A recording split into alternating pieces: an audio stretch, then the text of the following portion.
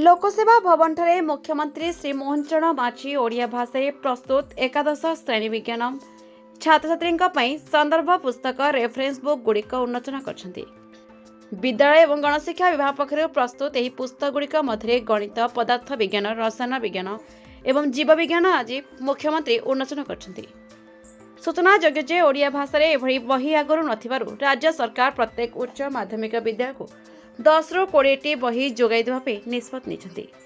उच्चशिक्षा विद्यालय ग्रंथालय यह बही उपलब्ध है पिला माने यहाकु पढ़ी पारिबे।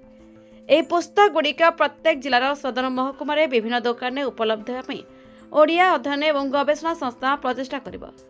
यह पुस्तक समुदाय 700 उच्च माध्यमिक विद्यालय 1,20,000 छात्र छात्री उपलब्ध है सूचना मिली।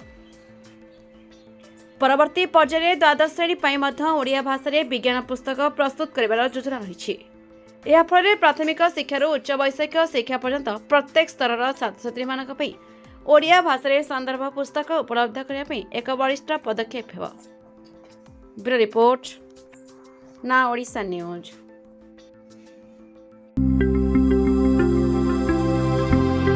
लेटेस्ट न्यूज अपडेट पाई www.naodisha.com को लॉगिन करंतु।